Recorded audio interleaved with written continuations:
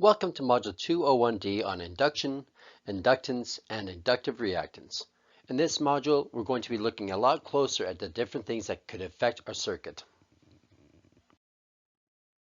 This module is separated into 7 different objectives that we're going to cover in 5 different videos. This first video is going to be on describing an inductor and describing inductance and what factors will affect it. So let's begin by describing what an inductor really is. Inductors are all around us. We use it in our daily lives without even knowing about it. They exist in motors and transformers and even in the chargers for your computers and your cell phones. Inductors carry very unique electrical characteristics which make them very useful for a lot of different tasks.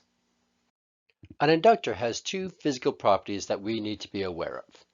First of all, an inductor is a coil of insulated wire, and that's important. We don't want those coils to be touching each other electrically.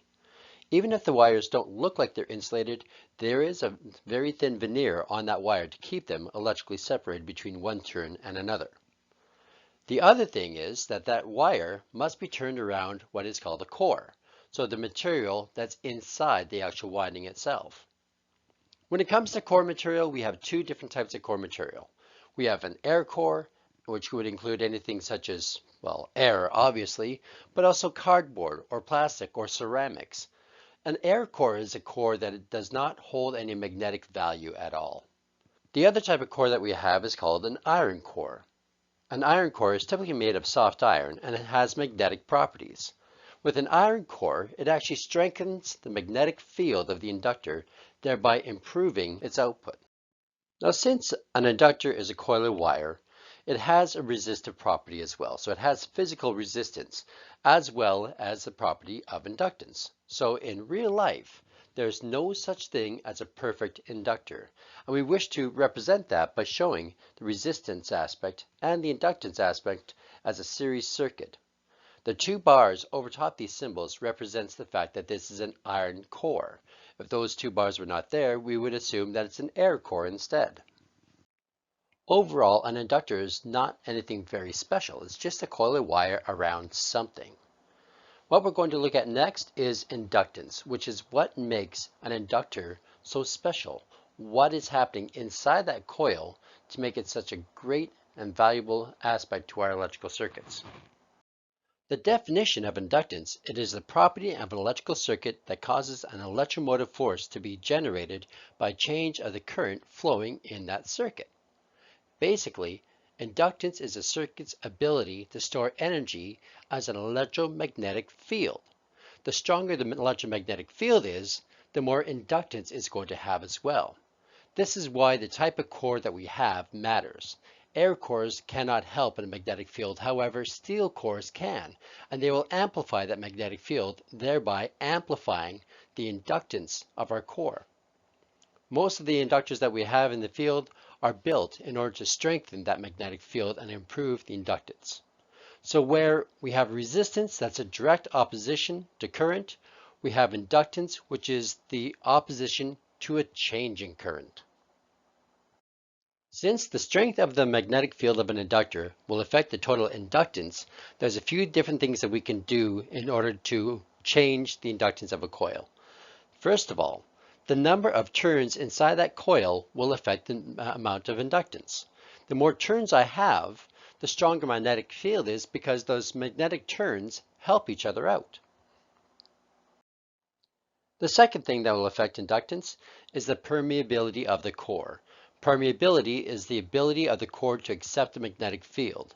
The higher my permeability is, such as with the steel core, compared to an air core, the stronger that magnetic field is going to get. And the stronger my magnetic field is, the more electromagnetic force I can actually store. The next thing that affects it is the cross-sectional area of the core itself. The reason this matters is that if my cross-sectional area of my core is larger, it will take more wire to go all the way around it. And the more wire that I have, the more electromagnetic force I can create with that wire. So the larger the core, the more wire has to go around that, and the more magnetic force I'm going to be able to apply. And lastly, the length of the magnetic path. The magnetic path is usually the path that we have inside the core material. So when I have a good solid core, like a steel core, it has high permeability, low reluctance. That means it's going to strengthen my magnetic field. But if I start to introduce air into that, it increases the length of the magnetic path, thereby increasing the reluctance and lessening the magnetic effect. So the longer my magnetic path is, the less my inductance is. This is the one thing that is in opposition to my inductance. Everything else so far, as I increase its value, it increases the inductance. However, with the length of the magnetic path, if I increase the length, it will reduce my inductance. Now that we are familiar with the different factors that will affect our inductance, we're going to look at how they are related inside the formula as well. When we look at this formula, capital L represents my inductance. The N being the number of turns squared, as that N increases, is directly proportional to my inductance. So as I double N squared, I'm going to double my inductance.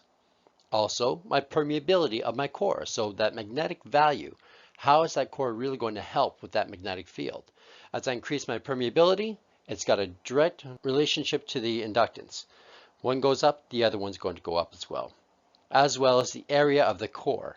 As I increase my area of my core, I increase the amount of wire that goes around that core, therefore I increase my magnetic strength and my inductance. The only thing that's in opposition is the length of the path, and that's my magnetic path. As my magnetic path gets larger, as it would within an air core, or if I had a gap in my magnetic core, then it's going to affect the inductance. When my length goes up, my inductance will go down. And we can see it in the formula, since the length of the path is the only thing that is on the bottom line, that means that is the only thing in opposition. Now you know how an inductor is made. It's an insulated coil of wire around some sort of core, whether it's an air core or a steel core. You should also be familiar with the 4 different things that's going to affect how much inductance can be found inside that core.